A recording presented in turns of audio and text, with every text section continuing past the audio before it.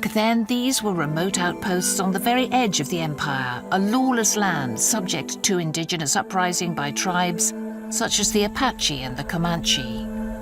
But funding of a string of fortresses in the northern borderlands was withdrawn by the cash-strapped Mexican government. Comanche raiding parties would make deep incursions into Mexican territory, sometimes over 100 kilometers or so, making off with livestock and horses.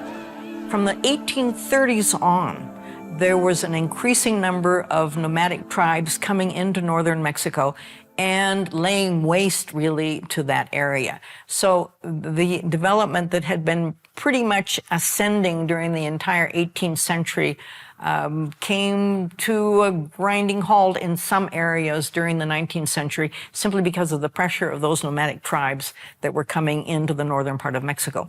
And the Spanish government traditionally had sent soldiers to try to control them, and they'd been very unsuccessful, and that's why they established all of those missions in the northern part of Mexico and the southern part of what is now the United States, in order to peaceably convince the people, evangelize them, and convince them to not be nomadic anymore, to be settled, to live in missions, to become agriculturalists. Maria Teresas is a professor of history and has studied these nomadic Indian tribes. Y el gobierno de la Ciudad de México no tiene los recursos para sostener las raciones a los indios, y entonces el enfrentamiento de los indios con los ahora mexicanos residentes ahí se vuelve muy violento. Viene la llamada Guerra Apache. The Indians were eliminating the settlers, and the settlers were eliminating the Indians. It worked both ways. They were still taking Indians into slavery, in spite of the fact that slavery was prohibited. There was extreme discrimination against them. They were taking their lands. It was a two-way street. The settlers were invading indigenous territory, and the Indians were defending themselves the best they could by stealing everything they could steal and killing as many settlers as they could kill. As the relationship deteriorated, the Mexicans ended up offering a bounty for the scalps of dead Apache warriors. Bounty hunters took the money and scoured the borderlands. Thousands on both sides were scalped.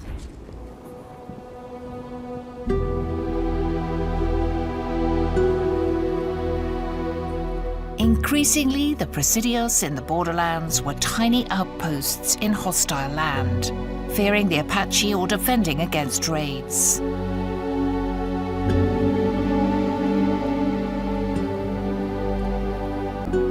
Now the Americans were coming west, settling in the previously remote desert outposts of New Spain, in places like Texas, Arizona, and New Mexico. Because of the expansion of the United States into Indian lands, the Comanches, for example, had been pushed away from their homeland in the north center, Lake Michigan area, down towards the territories of the Apaches in Texas and on the fringes of New Mexico. And they had then begun to raid into northern Mexico. People nowadays talk about a Comanche empire, which is probably over-egging it a bit, but clearly there were very powerful Comanche states or groups who resisted both the Americans in the north and the Mexicans coming up from the south, and it was for a while quite unclear as to who was going to win this battle. Many of the American settlers who came west were in favor of slavery, particularly in Texas. But in 1835, slavery had been outlawed in Mexico.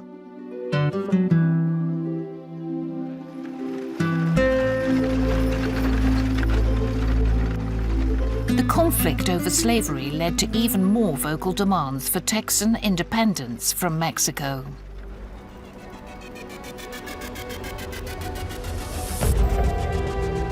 The revolt culminated with the American uprising being brutally put down by the Mexican army, commanded by Santa Anna, in 1836, culminating in the Battle of the Alamo, now an American legend.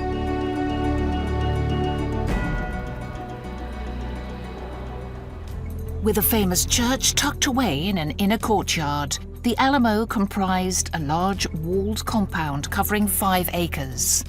Over nearly 2 weeks, the Texan forces held out, repelling 2 initial attacks by the Mexicans.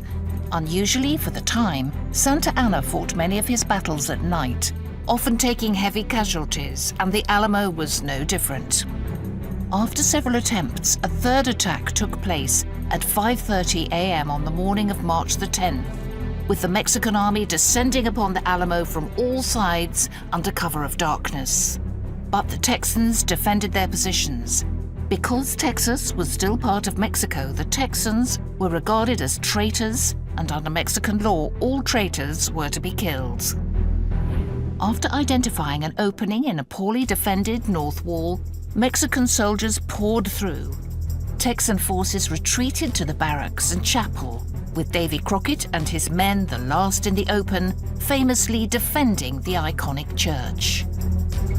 The battle siege lasted 13 days, and at the end, not a single American was left alive. On securing the Alamo, Santa Anna followed orders. No prisoners were to be taken. The remaining Texans were summarily executed. The fact that the Mexicans had massacred the defenders, as Americans would see it, the fact that the Mexicans had paid no heed to the desire of Texans to be independent, strongly suggested to the American popular imagination that Texas belonged in the United States of America.